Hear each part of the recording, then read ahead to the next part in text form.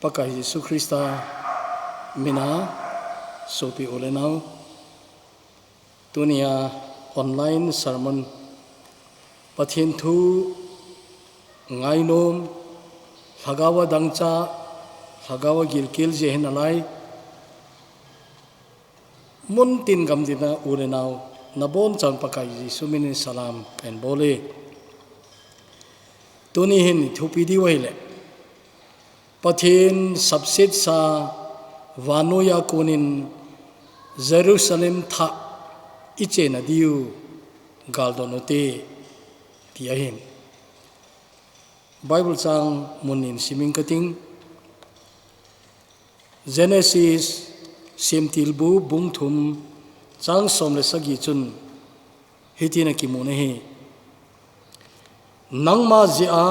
leisit jong hi gausap chang ahitai ati nahi nangma ji in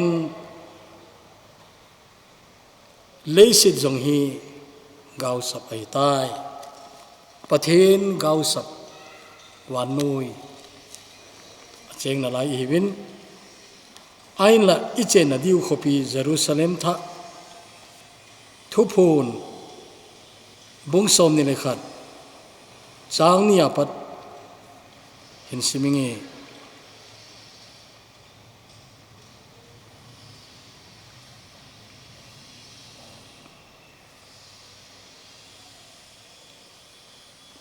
chu in keiman laltona kuna osang ta thu ki sei kazan vevin pathin chen na chu mihim la ahung ya hung hi tai chule ama ho to cheng khom ding ama ho chu amite hiding aiwe chule pathin ama ta mongin a umpi dingu chule apathinu hiding ahi chule amit chengwa amit hi chengseu athi ngimding chule thina talo helding chule haset na le kana chule nathu gim talo ding ahi thil masa ho chengse chu akitol mang su aitai ati chuin laltona ato pa chun vevin keiman iya kai katha sim su ke ati chinama chun sunin aji chu hi chengi ta san umle thuta ahi ati pathina thuthing ibon chawadingin phathei hebu pitawen amen tawte lungse them wan ka pau pathin bible ko na phatta pakai thil zo se nei hilowin hichi wanoi pi nagau sapsa anai tain ahin la hicha nei da ha len lo diu hicha hi ka den lo diu Jerusalem tha ka kinep naw nei na koi piu tuni kan se ding ahin longse ta in tunin hiche thu ngai zo sin hiche gam chu atha be a kain gel do wa kangai che theina diule hi cha ju ka kinep naw ka koi theina diwin lungse tai nangin na thu phathin bu intin pakai suminin kaung tawe amen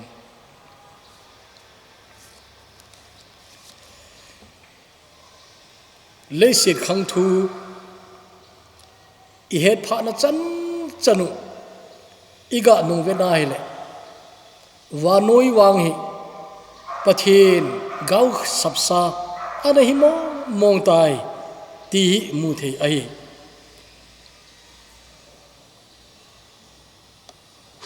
tu ai wanoin i boi piu chu thil zo se su boi ti mai ute ne le cha holna su boin na to na su boin mitam ta chu a future ding ki san i ti hetalo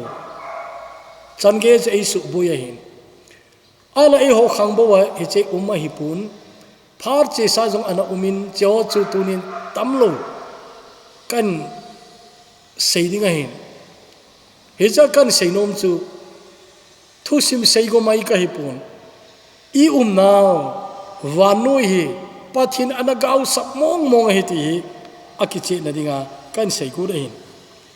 history I macha anaki sut masangin prehistoric epidemic kiti khat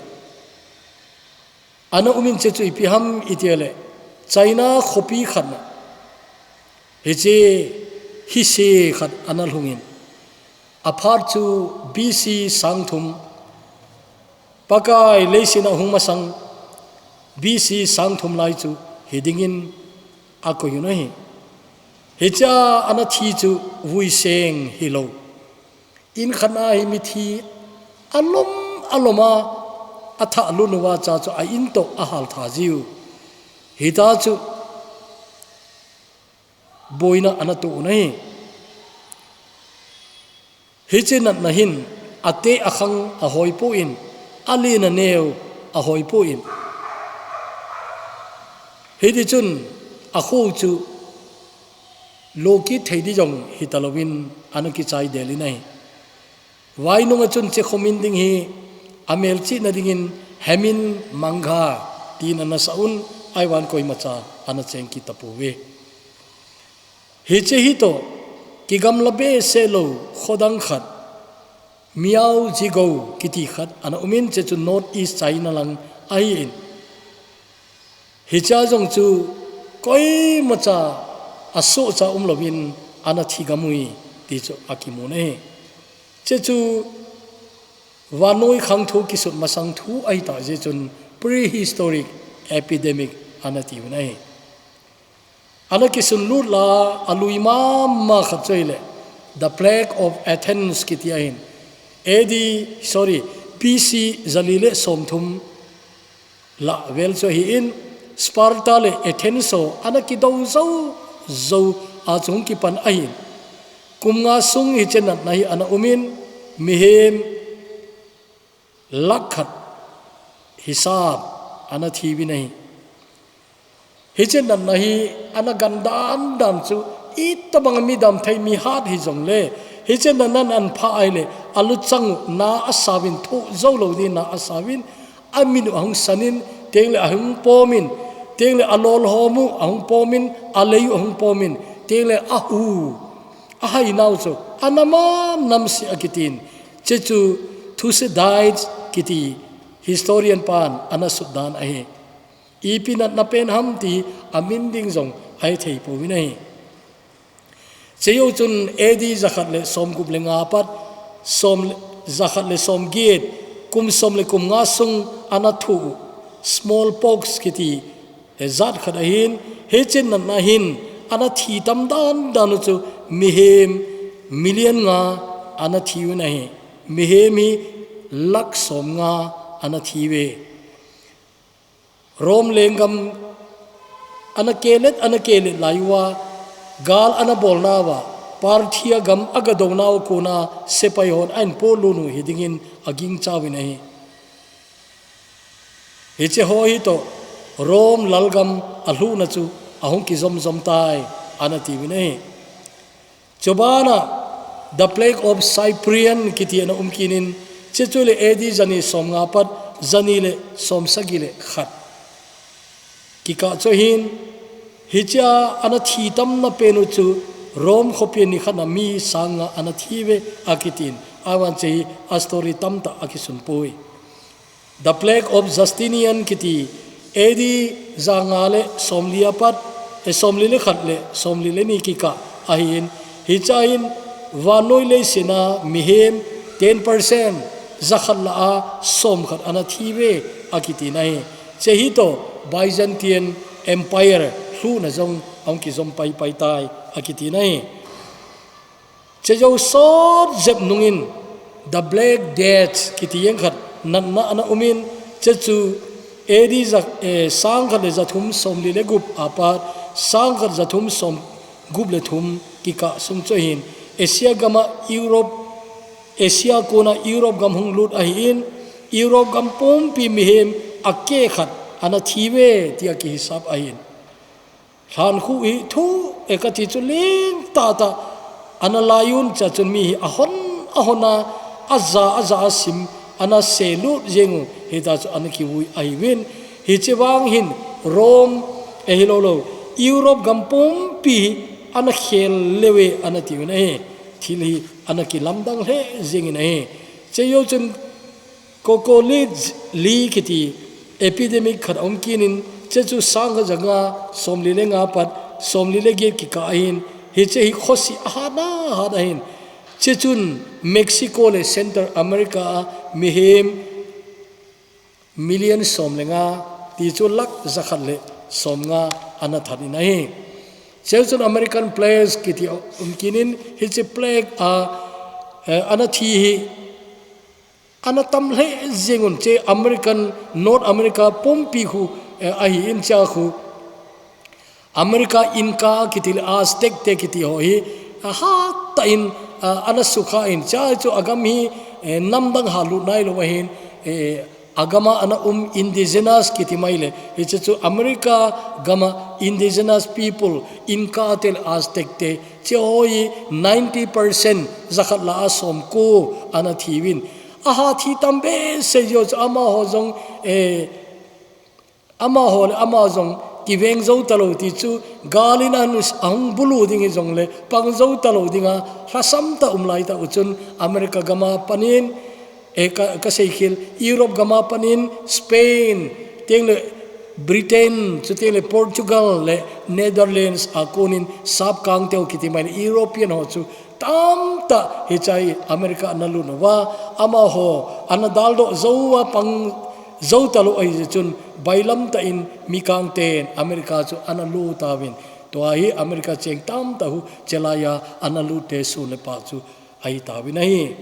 chejo chun the great plague of London kiti kinin sang ku som gublenga som guble gup sung ai in hiche hi zu cha pat hung ki pan ai in London khopi a hiche thi nahi amel selewi nahi hiya chun London khopi mi zakat la som lenga to kisim khomin hicha thi chu mi lakhat ana thi wi nahi hiche to kisoma hi London khopi main an ka in September tarik ni sang ko som guble gup ni chun main an ka chu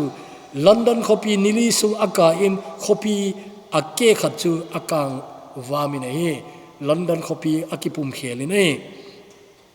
heche jowa plague napi hung ki chule sang ja sagi somni apat som sagi le thum kum tam ta sung the great plague of Marseille kiti heche chu sumkol wei te konglen ta sumkol ana wei kamtina ana chilayu heche sumkol wei te konga kona zucha ain po khau che ho chun chen nai an pu ahi tia ata sanohin cha chun mihemi lakhat ana thiwin che chu khopi sunga re chun 30% ai vinai ga ngai tu chin na che na khopi en lang khonewi tale ami cheng ho lak kati chu 30% zakat lami somthum thina ki ti chu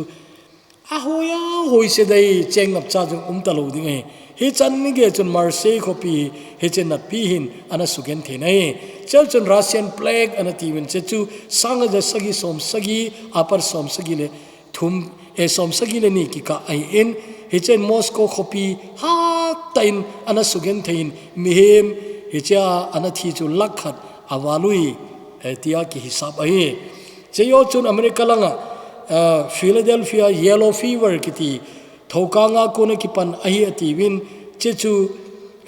America ten akiwai homna mumpi Philadelphia aman la yu choin hechi Philadelphia hin mi sanga anathi manun ahi che yo chun flu pandemic kiti ana kini chechu sanga jage somge le ko par som ko ki kain wanule sit khan to dung yo chelai hin ki khol che tu sumkol ki vei to ti ha bolana bolo ai ta in cha ko na jun gam hoi lai gama pat hunglut ai dem eti chu he the ai po in ain cha mi anathi chu atam le jegun mi laksom anathi win hapta nga sung bo wahin he chi ja chu anathi win ai Russia hung ki pana Europe gam analunga icha ki pachuwanoi pompi analu su ai anakiti nai Children American polio epidemic kiti kinin sanga ko som le gup lai chu hi New York copy ki panahin hi cha hi mi sang ni le jasagi ho anana manun mi sang gup athi manunai ana che hi chomlo ka achun adal na ana umi ta dingain chapang wang chu sang gup lam ana thi wai cheiwa chun amela mel se huya hui se chu Spanish flu kiti vanule se kidopi ang ki chai ti de sang zako som le gate apat sang zako som ni ki ka chun South Sea apat North Pole chan gein hechen na nain mehem hin kho chana sugen thein he che hi kidopi khana to kizom ai ja chun again thena jong chana sangma ma jingin he cha mi hem ana damlo wi chenat na ana na chu mi million zanga ana phawin chila achun ngal a khat ti chu mi million zakat ana thiwin million zakat ti chu mai hi talowe cheyo chun Asian flu ana umkinin sang ko som ngale sagi apat som ngale ge China gama hung ki pan ai in hi cha chun mihem laksom ana thiwin America zinga jong mihem lakhat le sang som le gup ana thiwin chewa chun o khanga hoi ta ina he tau ho la azang boina ana che chu ipiam te AIDS ai in he che AIDS pandemic hi sanga ko somge le khana pan memin an thu pan chu tu ni chane adal do na di talo ai in ana masang lai chu AIDS sa chu mi thi pai ai lai ana umin tuai chu he che mi min khoi adam na di chu hi lo ai wanga chu a thi wa lo na dinga a zen na khat chu ai ta in he che a ta ja chun mi chu mo thi lo ai ta ai wangai he cha hi mi chu thi te chu hi thowin ya chun tu ni chanai e sa mi thi million som thum lenga ai in adal do na ding vaccine ki munai lo ma iki ven thi mai le nat lo ding ai main chewangi tu lai pandemic sang e siwang chu azia umin aje chu akikai som thein iti si khu ibol lo le ki chai mai hein chewa chun ahoi sema amma kit chu H1N1 anatiwin swine flu pandemic sangni le som he chu Mexico hung ki panahin mem 1.4 billion in ichena nai ana veyun ai wangin ana atam wangun adam do hi atam ma jingun ana thi chu mi lak ngale sang som sagilenga ana thi winai hichen nain khangdong lam zo ana thi winai chejun West African natpi khat ana umin che chu Ebola akiti in sangni le somle liapat sangni le somli gu ki ka ain West Africa ha tanana thu gen theyun yichain mi sang somle khat le zathum le somni lenga ana thi manun mi thi tamna gam chu le Guinea Sierra Leone le Liberia ain West Africa gam ae chewa chun a China somni na chule Zika virus akitin sangni le somlenga la hungki ha seima ma chuin wang phat tan che gam tam ta chu ana sukhaman pu in South le Central America gam ana tongkha ae tuni che kan selona chem piam ti le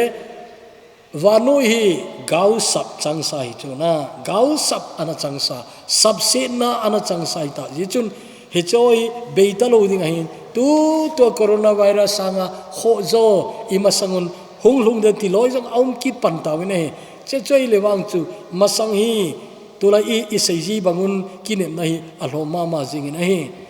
chubana chen na ho tai lo chon lei sinai ki thana ana sama ma jing mi a thale lung hai jing hi wam ti nom lewa mi that ki ti mai le e che chu thil se bol ISIS kiti ho Al Qaeda kiti adang na gam kai neu cha boina siam loi gam kai tam ta homa boina siam loi tam ta umun chebar tulaya sarmon masalai ka sei banga chun wanule sena tulai mi thip tam na pen chole kila thi adia African continent na mi hu izat lom kum se thi tam ti na her jingwain a million a kisim kila thiwin to ai atama tam thikin dalai diwe khaw khum ina gamu ha ta ane sit ai in agam kil ana thuhi ale thuma kil una sade kiti ain chabana chun alainan pen chule nu nau bu sunga nau sen ki that he che mi thi tam na pen ang kit na lai nei choi tu la ya ki ha sei ma jing lung siet jong ti zat jong ai in chau si kan selona epiam tile I naw le sin na nop ka sa na di ham na tile hilo ding hi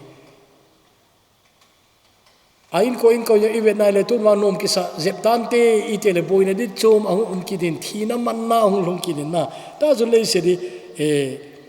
ki pa na jong cham kim lo a hin na nop na jong cham kim lo a hin gaw sap sa wanu e bo ti tunin e diu ki de na hi he jon adam chi ha ho he che gaw sap sa le se chong ping e jing lai hin tunin na ga tu ding chu ka umda gam hi ahiti ahita je chun thina gam ahin nat na gam ahin kaung thi dai dai na ti coronavirus hong lon masang zep chana chun wanui le seri mihem le se chu mi thi dan ai sap naw chun pungka sia hi mi sang gup zathum som le gup thia hi sap ahin ni khanai mi lak khat le sang som nga le khat le zagup thia hin he cha chu I sa mai le kum khana mi thi chu million som nga le nga lak thum sang som thum le li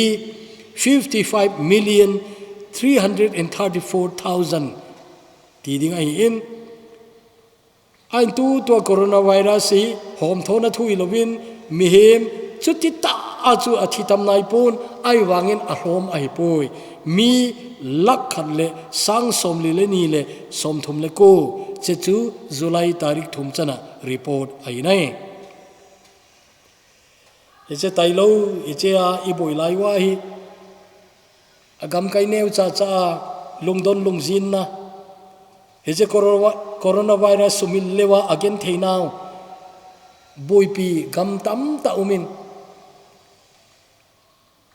wanu le senin jong analai nat piu Burma ko na refugee hung zam do khu nanamu ai lo le Eastern Europe Western Asia ti gama refugee problem o her sa wahin tu Yemen tu chamcha khat ka mai ceasefire ana phone chu zani wel chun ang boi pan ki tamin he to bang chun boi nangen aumin tu lai wanui le sit chu televano ya lo nei na gam tam ta chu khau khubin an su mangding an su boiding ti ho India gam chana I boi piu ai ta in toy China in wanu le set ki do pi third world war ki ti chu an sem do dem ti yong chu wanu in deep ki do ma agal dot la yu chu hi chale tunin supite agom lama seding chun now wanu hi wang chu gaw sap sa ai ta ji chun tuni yoni ngai tuni poimo thildang aum poi he che I macha permanent jong ahi lo na gam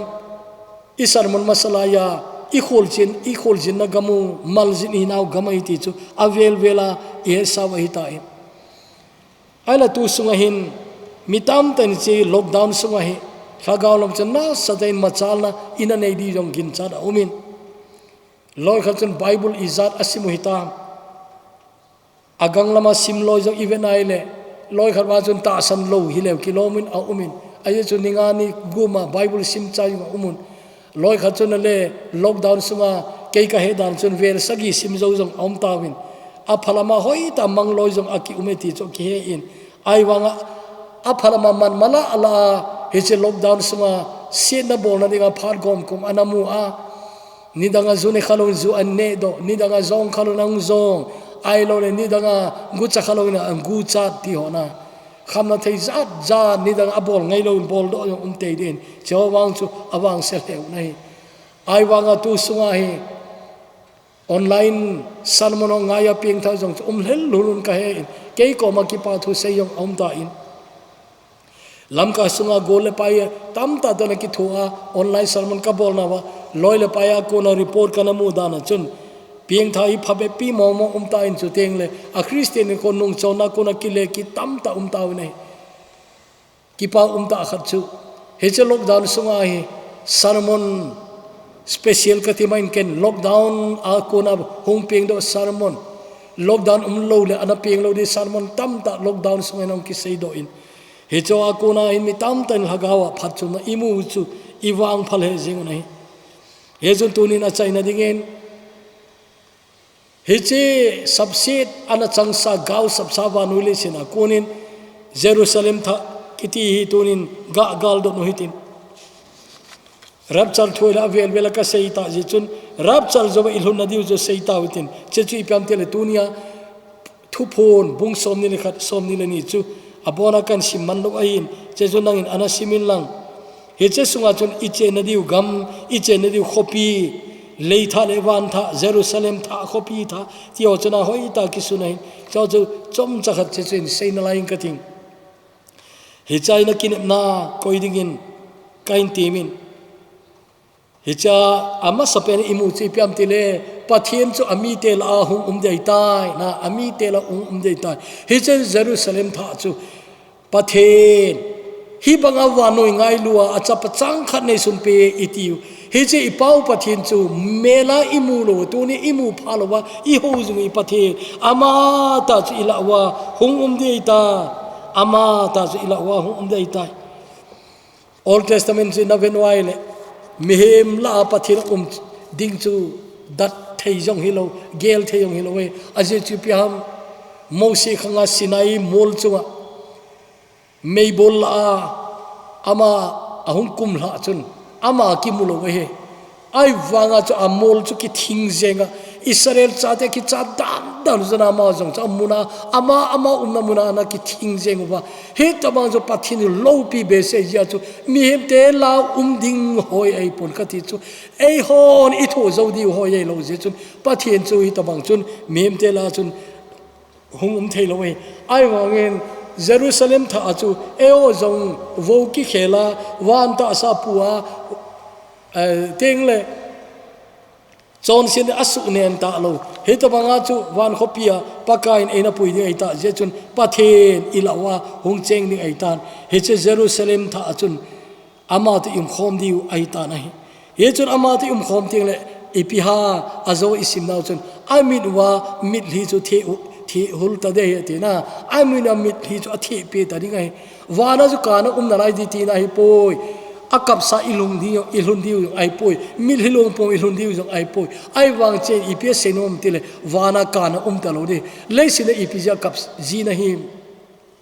ikana tamta ume nale sabja ikana tamta ume vai cha be se ikana tamta ume mi ei su gen thei zia ikana jong ume alo thil nang na kapi tamta ta o cho chu khat cha leisina na umlaya na sugen theile na suka bo chu khat cha talo de ja chun wana chu pathinin imi liu chu athi ulikiti I tia jo imi hi long talo di kanagam leisin iche na hi wan chu la jo isa ji we na ai wa che kana chu talo di aje chu wan khopi ti chu thil zo se ki sem tha de tan thil lui zo se abei tai te chuna thil lui zo se abei tai tu ne igim piule ilung kham piu zo se thil lui hoi chu o ai thil lui chu khat cha talo di iya kai athai tai te na iya kai athai tan cha chun oi che khopi chu ana cham kim ta di dan hoi cham kim tan tin anlop na yong cham kim tan tin agal mon dan di yong cham kim tan tin iya kai cham kim na khopi ta din hiti jeb le o hiti di talo di ngai Amy tela America tol anal ho masa pathin thua anakal song masa chu NEIG kiti tu ECCI kiti te alam kai masapen loya anapang Reverend Neng Zachin kiti khat omen ngailut tami tamten pachin anati wa cha chu mission compound all chur chana khu hechemun khu anga anapang ain pachin iti ama America chilai ke ho pien masang pe ana hitain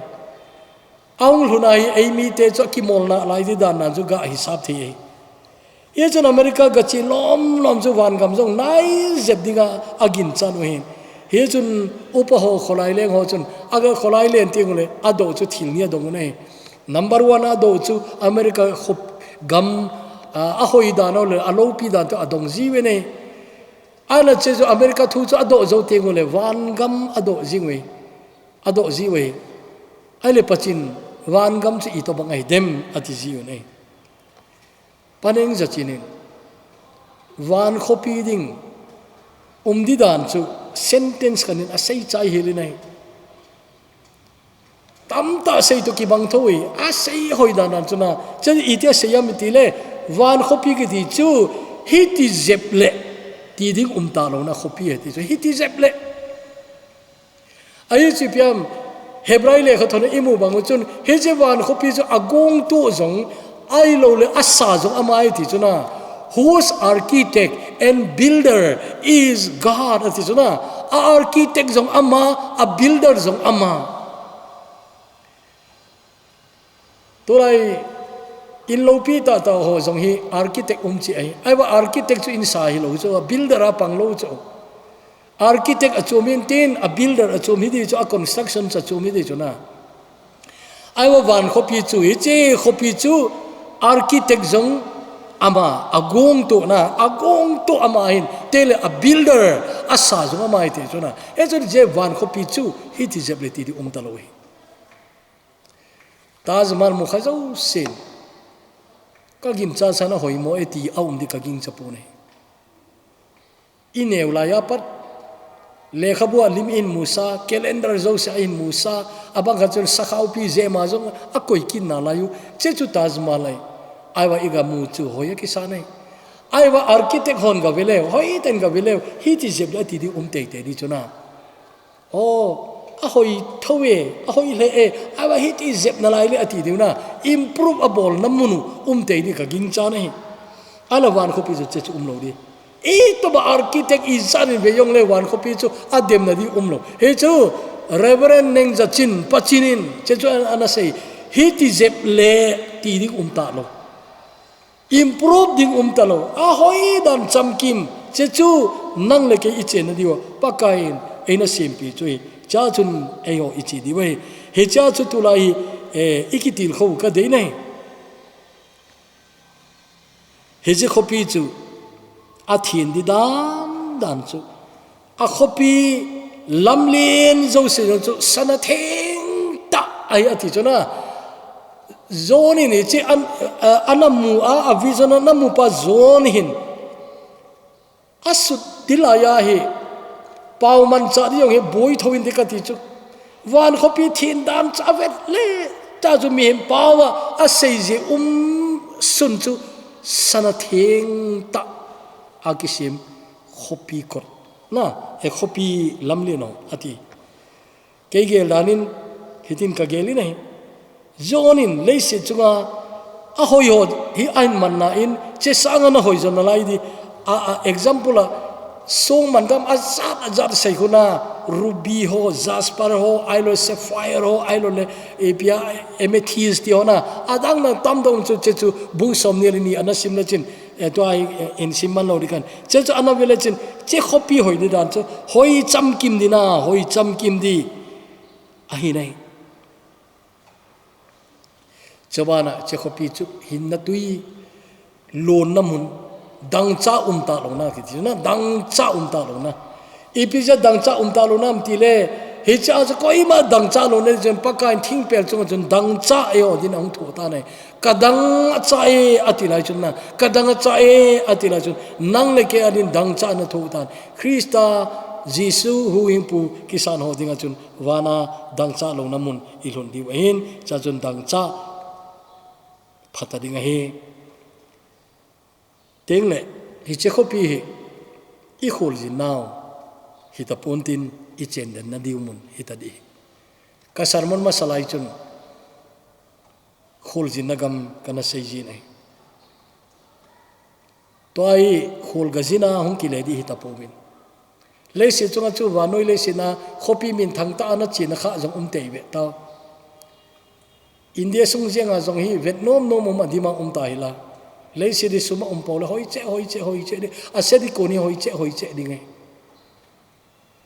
ai vangin gắt chơi trong là chín son nó nôm nó chơi piam tele na in hilo pia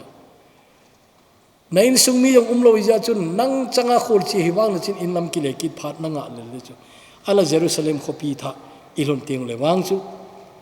hi cha hi khol jin mai di itapuin a in ne ya che di wai tai ai ngai lu pen pa to im khom di oi ta ji chun na lung mong ta di te le che khopi chun ki khen ki na ta lo di le se choi ka ngai to ji a khopi nom ta na chen na gel do a ke yong hi to bang ka gel do di tam ta umine khopi nom ta lung hai se lo pathin i wa cho yo hong lam khom wa pathin thu hoi ta ta ngai na mun khu yung ki khen di hu lung hello mi nei awala sim pa khanin he che khopi chu ki khen ni ta lo de ti na ki khen ni ta lo ki khen kit na ni kho ki ti ta lo ding khopi van Jerusalem khopi vai phei la sim pa pu thin kho thang ki ti in chila khari anasi me nei Jerusalem khopi a che te ho cha ki khen kit ta lo de ti na he che chu I chi na diu khopi chu hi tel azawa ka se chu bel se kit kanop khat umin he che khopi chu khopi thinga hi khopi thinga hi he che khopi thinga cheng ninga chu ei ho jong pakka in tu ni ei su thinga hi a chi theringa su thing chu hi taw nei thi sana Jesu Christa thi sana so thing chu taw nei ai wa tu ni ingai tu ri ka dei chu tu tua na Christian in khuzong hin kho thing I to bang na mana na chenil khopi thin dan na ngai tu ai le tu ni yong thin na nok ding ai thing lo ta hin kho na man nom di ka king cha pu nei lung thim jong thing sel inne I don jong thing sel ikal sung na jong thing sel thin na hin kho I ti hin thil tam ta hum cho kuwa cigarette ka bolo le thin na hin kho mang ka hi jeng lo pi na lung thim thingam na vet nom thingam na sei nom thingam na bol nom thingam thin na hin kho na che yo si ho I na diu khopi athin ji chun he che lei se chunga jong hi thin na hin kho chu iman pan diu hi le phalo ham ka ti nei tele che khopi hi ana hoi di dan dan chu thil khat pakai ni he te diwa dei ya chun sol cha zone chu ana sup sain thu pon pung som ni le ni chang som le ni chu na vet nai le he che kol akul kor kha som le ni te a chu Israel phung som le ni min akisunin teng le pakai sei joi som le ni ho min chu a khopi ki ngap na sung phung he cha chun pakai sei joi 12 apostles aminu ki sunai thil I ya kai kimel chi namun ai a hoi ti dan hina nang de na chandia lom pakai amel chi te lo de ham ti gin chat ominai tunin a China ka sei nom chu he che Jerusalem tha hi tourist destination dana ki bol hian lang spaceship ma ga che ding na sum nei dan dana ni khat ni thum ga ding hi tale koi ham a chi zo ding a chi nei man mai I nei lo di hi na I nei lo di hi ai wanga spaceship ilovin pakai rapture ni khoting le en la to ding ai man na pi ngai lo hi ding ai na man na pi ngai lo ton so na man ding paid in full advance ki pe sai chu ola ki pe di lo advance a ton so na man ding pakai thi sana paid in full na chon sen ngai dam na dinga paid in full hi ke hilo van khopin na lo na ding pathin isunga na na ding pathin in sumia sim nai na dinga ton so na che gama chun na na dinga chun na man di jo si paid in full ai ta nei che ya chun tu ni hin na che di nam tia bu boi ke hi lovin a che ding hon tuni achana di ka sinom chu pakai keima ka hwa ding hai tai mizo se anato dong zoi cha pe ding ka ki pa man ka koma ume thu phon bung som ni le ni chang som le ni ana se nei mizo se anato dong zoi cha pe ding ki pa man ka koma ume hijena response di chu zone banga zone in response anabol ipiha itele bung som ni le ni chang som ni chun amen hunta pakai Yesu tine tuni supite iti thediwam amen hongta pakai Yesu chechu ki gozo he na ki so ki sim tum sa he na ki gozo ta he na amen hongta pakai Yesu tau de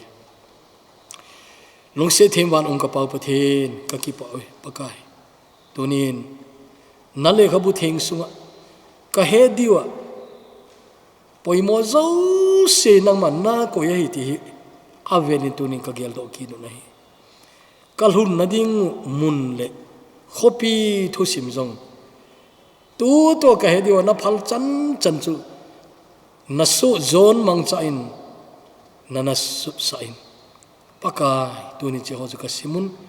he cha ko na chun kain gal do theu nahi chedinga ki go zo sa ka umuwa pakai mizo se kana to dong zui che wa ki pa man nei pi na lai ding chedinga jong chu ki go zo kom na dibin hin kho chom cha ka nei singu hi pakai na san thei dola mang cha thei di nang man nei ki thu pi dibin pakai Yesu min kong ta wa hi amen.